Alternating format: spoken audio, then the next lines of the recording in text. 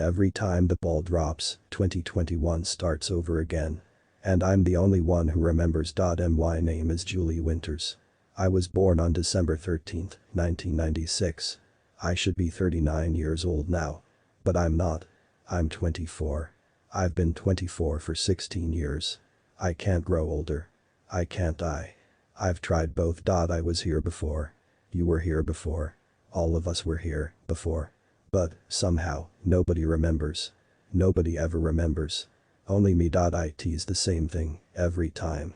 December 31st, 2021, we're standing in the middle of Times Square, landlocked in the sea of revelers.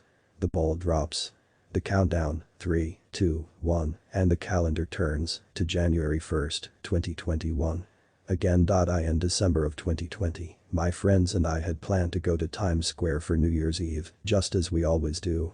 But this time, we were going with special purpose, to give a huge middle finger to the past year as we sail away toward new horizons. Some friends even flew in a few days early for the event.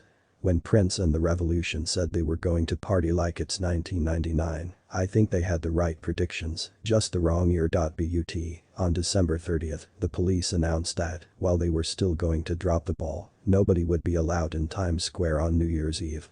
To say that we were disappointed was the understatement of a lifetime. What would we do now?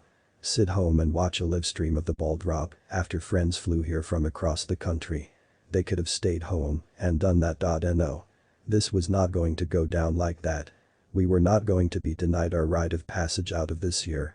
When Clark Griswold drives across the country to take you to Wally World, you're going to Wally World, whether Officer John Candy opens the gate or not. I knew that many of the elites were being given permission to watch the ball drop from surrounding locations.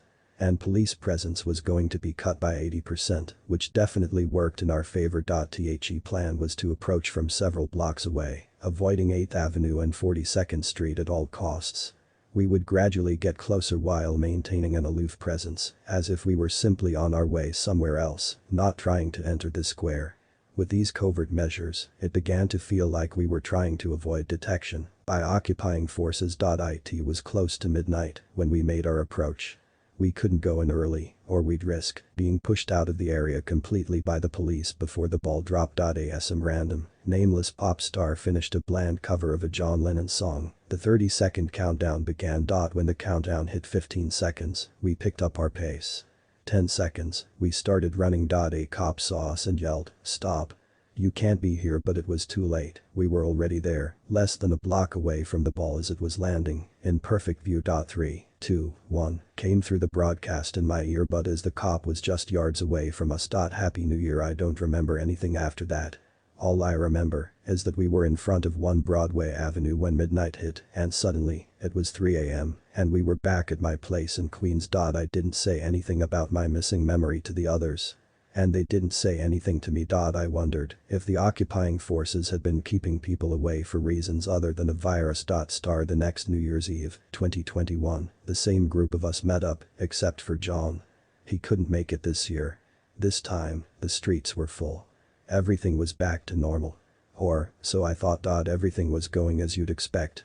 The flavors of the month were lip-syncing their current radio hits. Talking heads from radio and TV were all talking into microphones and telling their audience how much fun they were supposed to be having. When the countdown reached 10 seconds, the crowd chanted along. 10, 9, someone cracked a joke about Ryan Seacrest's balls dropping. 3, 2, 1, happy, and that's when I came to consciousness back at my apartment in Queens, along with my friends. The same friends. Including John, who couldn't make it this year. I turned on my TV and flipped through the playbacks of the celebrations. The number 2021 was splashed everywhere, even across the huge plastic glasses that they were all wearing. My phone said it was January 1st, 3 a.m. Just 3 hours prior, it was December 31st, 2021. I woke up the next day, thinking of what a strange dream that was. That is, until I started flipping through social media posts. Everybody was wishing everyone a happy 2021. I thought I must still be dreaming. But the dream didn't end. I continued living every day just as I had the year before. I knew when many things were going to happen before they happened. Some of the things that I didn't remember would hit me after they happened, making me laugh. I tried seeing a psychiatrist. I didn't tell them that I still thought I was repeating the previous year. I presented it as a thing that temporarily plagued me, but I was now aware that it was not real, and I was just trying to figure out how it happened and work with the fallout of it all.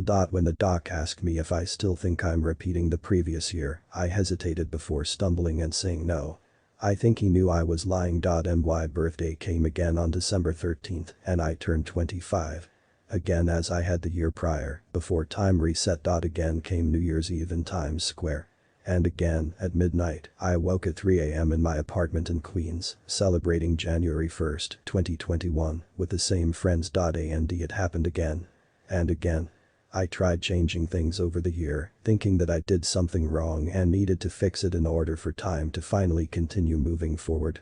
None of this worked. After my 8th time repeating 2021, I decided that I couldn't take it anymore. I was going to end it. In mid-July of that cycle, I drove across the George Washington Bridge. Halfway across, I pulled over to the side and leapt. My next memory was of waking up in my apartment in Queens at 3 a.m., January 1st, 2021. I can't even die. No matter what happens to me, time keeps resetting. This year, one thing changed. After the ball dropped and the countdown hit 0, I did not suddenly wake up at 3 a.m. in my apartment. This time, on the stroke of midnight, we stayed exactly where we were on the street in front of 1 Broadway Avenue. The sea of revelers from December 31st, 2021 suddenly disappeared. 1 second prior, we couldn't move. Now, we were standing alone in front of the ball, streets empty. Still New Year's Day 2021. Just no 3-hour time and space shift to my apartment. I no longer care if I am deemed mad or insane. I am telling my story publicly in order to try to find anybody else who remembers the reset. I haven't yet met anybody who remembers. So, I am now casting the widest net possible by telling my story online.